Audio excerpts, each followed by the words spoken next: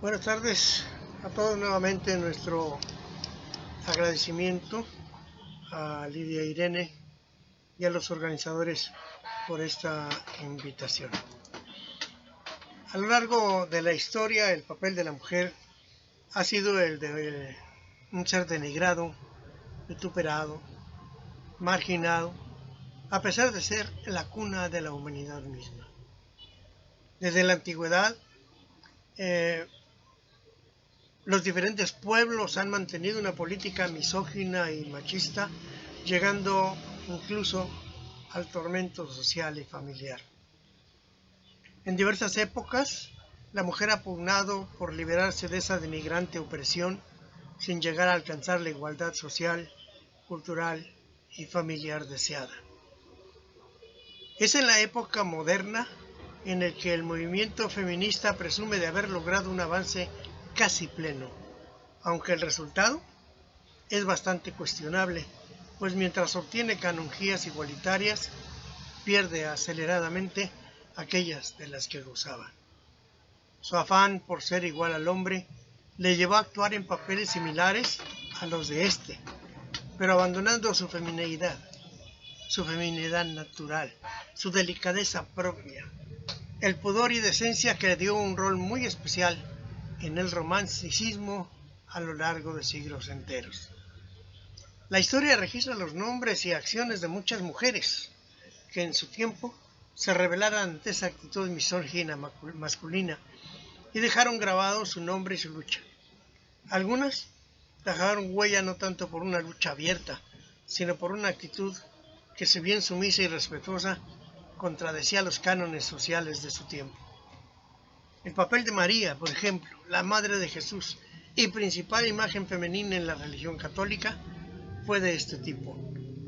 Seguir y apoyar a su hijo, que por sí mismo era un símbolo de la rebeldía social, era ya una muestra de oposición a las reglas sociales tan exageradamente estrictas en el Medio Oriente, en el mundo conocido de aquella época y que por desgracia se mantienen incólumes hasta la actualidad. Mzile Mlambo Nkulka, directora ejecutiva de la ONU Mujeres, con ocasión del Día Internacional de la Mujer, el día 8 de marzo del 2017 señalaba, entre otras cosas: queremos construir un mundo del trabajo distinto para las mujeres.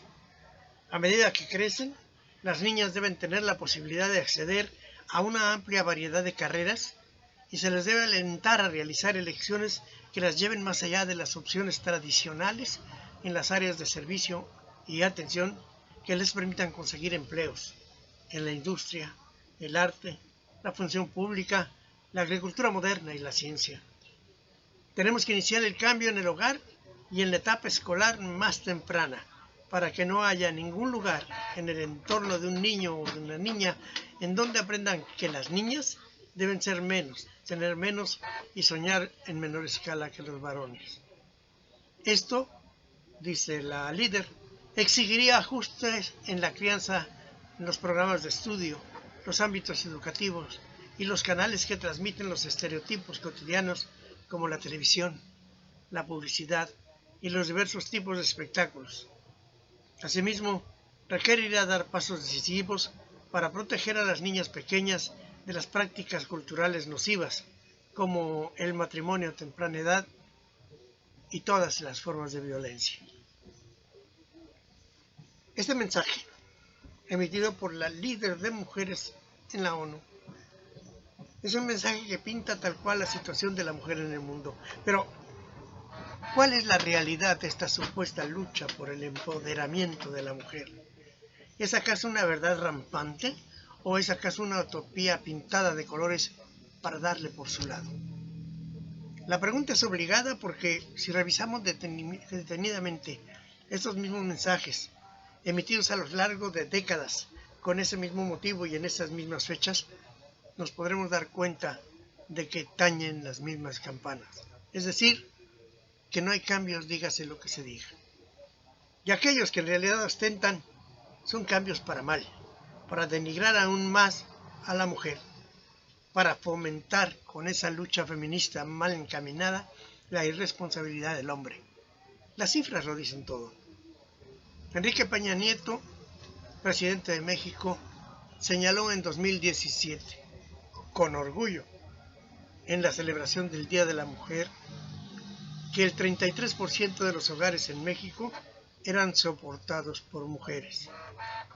La verdad, eso, en vez de orgullo, debiera ser una vergüenza para nuestra sociedad, pues no demuestra más que la irresponsabilidad familiar y social del hombre, que ha crecido, por cierto, desmesuradamente.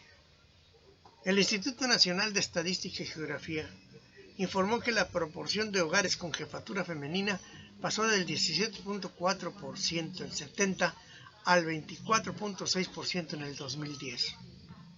Para el 2015, 9.260.211 hogares tenían jefatura femenina, de acuerdo con los datos de la encuesta intercensal, y la cifra va en aumento. Según la Organización Mundial de la Salud, en 2013, 1 de cada 3 mujeres y niñas han sufrido algún tipo de violencia física o sexual, por lo menos una vez en su vida. En México, el 47% de las mujeres mayores de 15 años han sufrido un incidente de violencia por parte de la pareja. 4 de cada 10 mujeres han sido humilladas, menospreciadas, encerradas, vigiladas o amenazadas con quitarle a sus hijos o correrlas de la casa. También en esta estadística entran las mujeres a las que les ha destruido sus cosas o a los que han amenazado de muerte o que han llegado al intento de suicidio. En nuestro país, el 18.5% de los hogares familiares son monoparentales. De estos, el 84% está encabezado por mujeres. Son datos espeluznantes, la verdad. Para casi todo el mundo, la posición de la mujer no ha cambiado. Desde aquellos tiempos, de los tiempos de Jesús. Sin embargo, y haciendo uso de las cifras, cuando el número de mujeres ocupadas aumenta, ojo, las economías crecen. Según estudios efectuados en países de la OCDE y en algunos países no miembros, el aumento de la participación de las mujeres en la fuerza de trabajo produce un crecimiento económico más rápido. Datos empíricos procedentes de diversos países muestran que incrementar la proporción de los ingresos del hogar controlados por las mujeres, procedentes de lo que ganan ellas mismas o de transferencias de dinero, modifica los patrones de gasto en forma que beneficia a los hijos. El aumento de la educación de las mujeres y las niñas contribuye a un mayor crecimiento económico.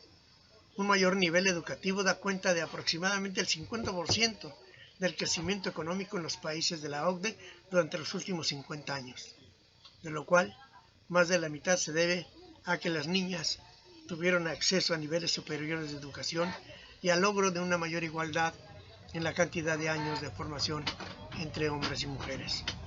No obstante, para la mayoría de las mujeres, los logros sustanciales en educación no se tradujeron en la obtención de mejores resultados en el mercado laboral. Un estudio que empleó datos de 219 países obtenidos entre 1970 y 2009 encontró que por cada año adicional de formación para las mujeres en edad reproductiva, la mortalidad infantil disminuyó en un 9.5%.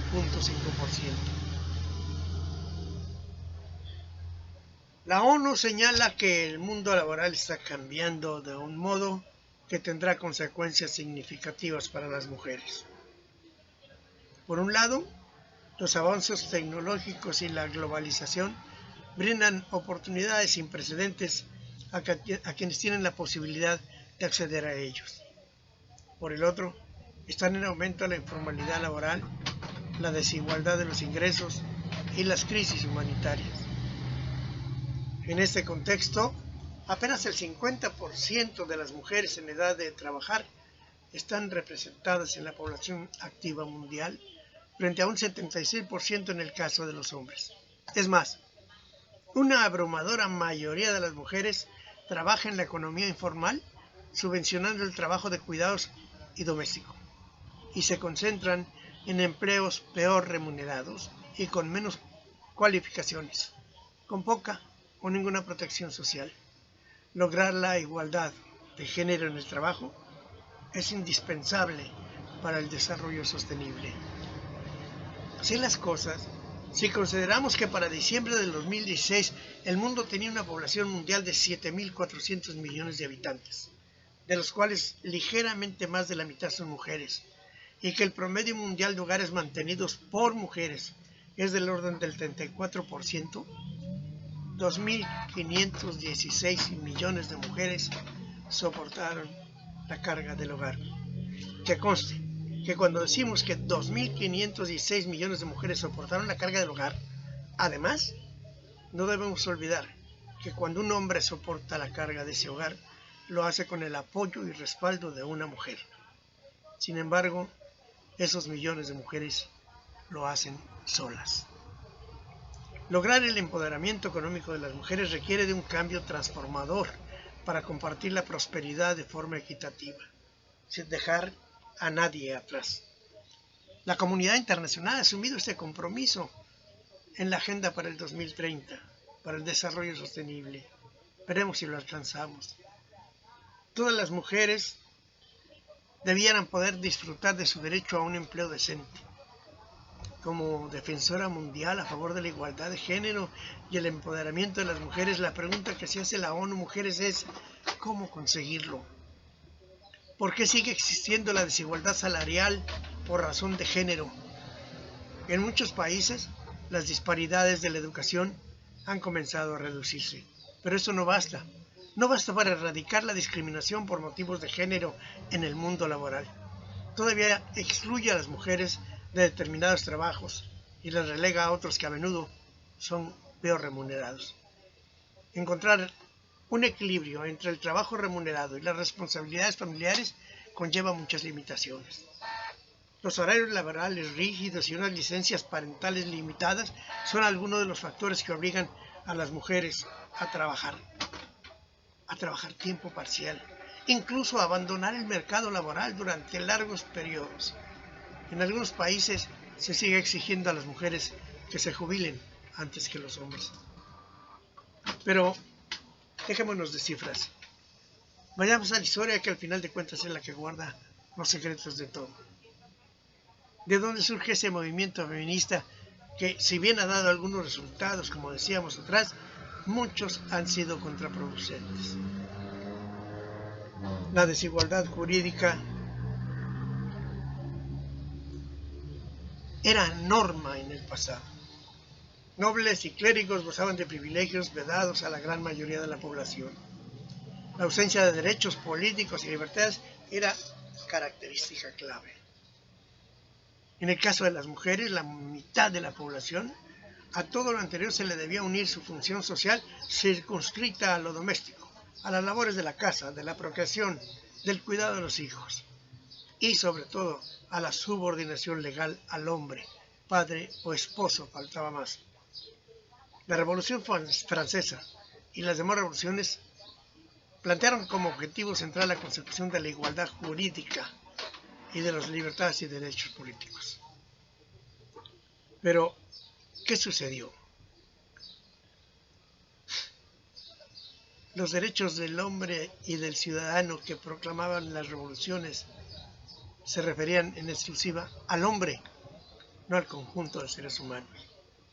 A partir de aquel momento, en Europa Occidental, en Norteamérica, se inició un movimiento, el feminismo, que luchó por la igualdad de la mujer y su liberación.